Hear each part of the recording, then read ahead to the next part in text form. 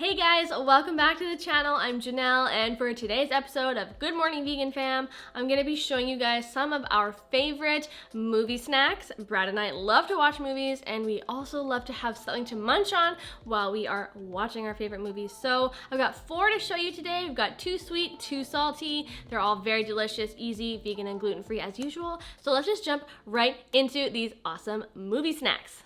We love making kale chips as a movie snack because they're so easy. All you gotta do is wash and thoroughly dry your kale. I used a salad spinner. You want it to be practically bone dry as you can get it, really. And then you can use really any oil you want, but I'm gonna use sesame oil just because I love the flavor. So I'm just gonna start with like maybe 1.5 tablespoons. And you're gonna wanna use your hands and get it in there and really mix it all together. And coat each piece of the kale in sesame oil.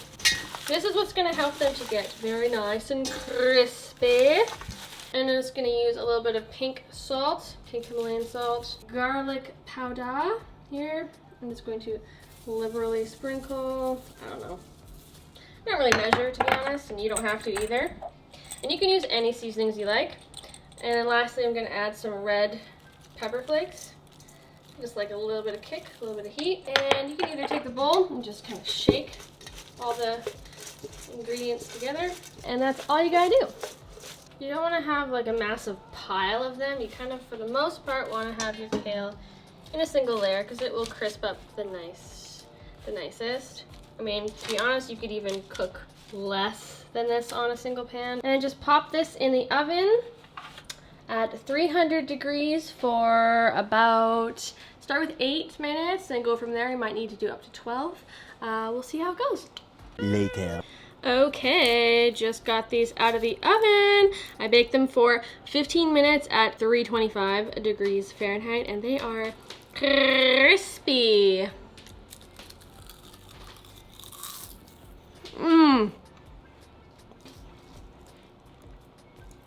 Those are so good. They pretty much dissolve in your mouth. They're like, Kale chips. So easy, simple, healthy. They make a great alternative to chips if you're watching a movie and feeling kind of snacky.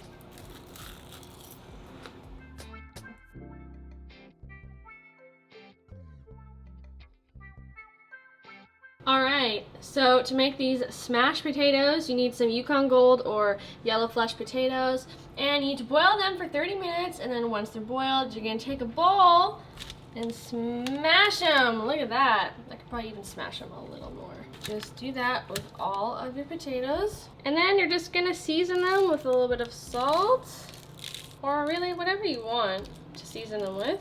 And do a touch of garlic powder. There we go. And are you sensing a theme here? Some red pepper flakes. Then we're just going to pop those in the oven at 450 for 30 minutes until they're super crispy and delicious, and they will make the perfect base for smashed potato nachos. Later that same evening. So we are going to assemble the smashed potato nachos. I'm going to assemble them all in one layer, carefully. I've transported them to a larger baking sheet so that I can fit all of them on here at once. Okay, we're going to start with a very light layer of Daya matzo cheese, just to help the other toppings stick a little better. And then we're going to take some ground impossible meat that I sauteed here with a little bit of chili powder, and I added some poblano peppers. We're just going to layer this on. Olives. Now you don't have to do olives, but do your favorite toppings. Oh, that was a lot of olives on one spot. And a whole bunch of green onions that I chopped up. Sprinkle those on. And lastly, we're gonna finish it with some Mexican 4 cheese shreds. This is definitely what I would classify as a cheat meal, and this is great if you're serving a bunch of people and you're having like a big movie night. It's kind of like a meal snack. It's great to just have to munch on during a movie or really anytime. And there you go. Let's pop that back in the oven, let everything melt, and see how it turns out. One eternity later. These are my nacho ordinary smashed potatoes. Oh my god, these look so good, you guys. Look at this. That's insane. Mmm. Mmm. So good. So good. This is so genius. Nachos and smashed potatoes all in one. Next up, we're making some sunflower buttercups, kind of a peanut-free alternative to Reese cups. So we're just going to melt together some coconut oil and vegan chocolate chips until it is liquefied and spreadable. All right, so we melted that chocolate and coconut oil. I think it only took about a minute in the microwave. So now what we're gonna do is with our muffin tins, we're just gonna take 1 teaspoonful of chocolate and take it and pour it into the bottom, and then just spread it out along the bottom and the sides. Just like that. You're gonna do that for each muffin cup. Okay, next we're just going to pop these in the freezer and let the chocolate harden up for about 15 minutes. And while we're doing that, we can make the sunflower butter filling. So we've got another tablespoon of coconut oil. So we're gonna mix this into a bowl with some sunflower seed butter. And the reason why, as with before, we are adding coconut oil is because once it's cold, it hardens up and helps everything to get firm a lot faster. So now we're going to take probably about, I'm going to say probably half a cup. Again, I'm not really measuring. I'm just guesstimating and eyeballing how much I'm going to need for 12 sunflower seed butter cups. So I don't know, probably about, yeah, half a cup I'd say. That's that. And then we're just going to take some maple syrup and add a little bit for extra sweetness, probably about 3 tablespoons. Microwave this, warm it up for about 30 seconds so it's easier to mix together.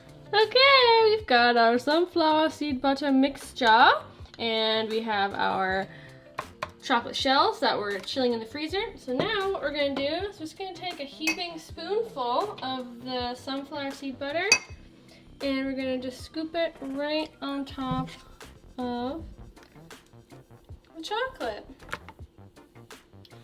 Okay, as you can see, all of the sunflower seed butter is in the shells now, so the last step is just to drizzle on some more of that melted chocolate right over top and make sure that all that nut butter, sunflower seed butter, is covered. And we're going to do that with all of these, and then we're just going to pop them back in the fridge or freezer if you want to make this go a little bit faster. And they'll be ready to enjoy.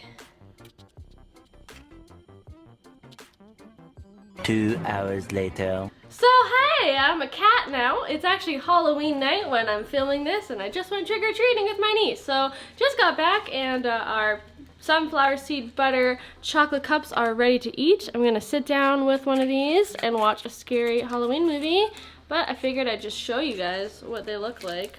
I just popped them out of the freezer, so they're actually a little bit frozen. I'll probably wait about 15 minutes before actually eating this, but yeah, these look pretty awesome, and I can't wait. I'm also gonna sprinkle a little bit of flaky sea salt on top just for a little extra garnish, and I think it's gonna be really yummy.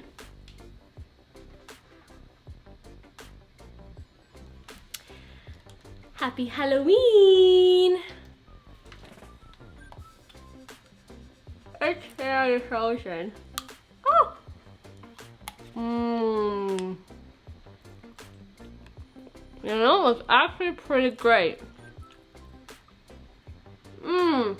Even while frozen. Alright, so very last snack in the video here. I'm going to show you how to make a popcorn treat that isn't just plain old popcorn, which is delicious of course, but if you're looking for something a little different, we're going to make popcorn marshmallow squares, which is basically like a Rice Krispie treat, but with popcorn. So all you need are 3 simple ingredients. You need some popping corn, whether it's bulk like this, or you can use the bagged popcorn if you can find a vegan version. I couldn't, so we're just gonna use popcorn kernels. I have a little popcorn popper here, so I'm gonna pop them in the microwave, and you need some vegan marshmallows and some vegan butter. And that's pretty much it. So let's just get right into it. Step 1, pop your popcorn. Whoa! Popcorn is popped. Just gonna set that aside for a moment. We are just warming up my pan because we're going to melt some butter, vegan butter, until it is melted. And then we're going to melt some marshmallows in with the melted butter. How many times can I say melted in this episode? Stick around to find out. Right, so the butter is melted. I got some vegan marshmallows. Not gonna lie, these are kind of expensive, so you have been warned. These were like $7 for a bag, which I've somehow already managed to eat half of. Sorry, Brad. Anyway, we're gonna just dump the rest of these, which is, again, about half a bag, into the melted butter. I've got my temperature down to a medium-low-ish, and we're just going to stir this around until the marshmallows have begun to melt.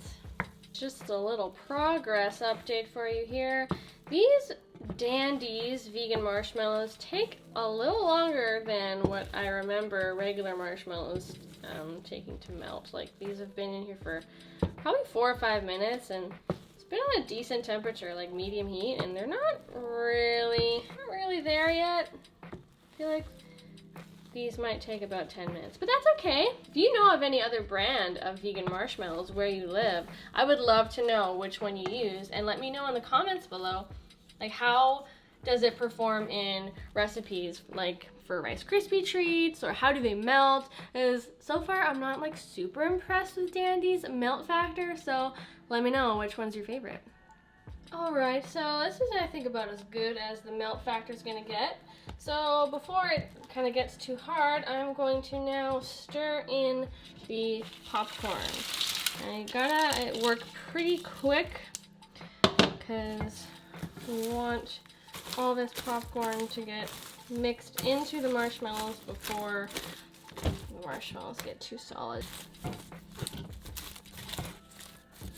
Okay, so this is roughly what you should get from your little mixture here. Ooh, that looks really good. I want to eat that.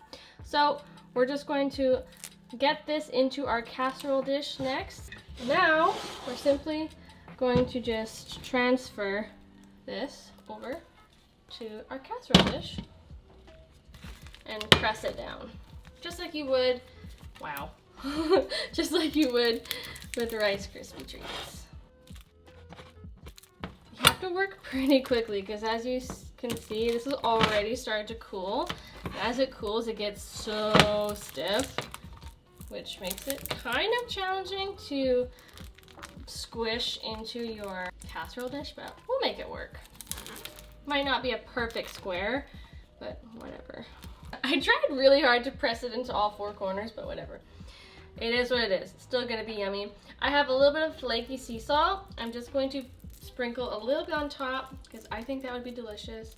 And normally popcorn would be salted, and so I think the combination of the salty and the sweet here is going to be totally epic. So do it however much you want.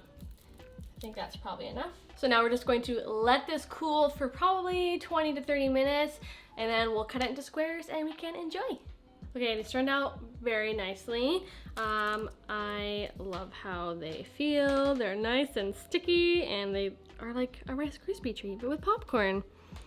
They're a little gnarly, not gonna lie. They're kind of hard to cut, but they're very easy to make, very delicious. They're so good. With the sea salt on top, it's great.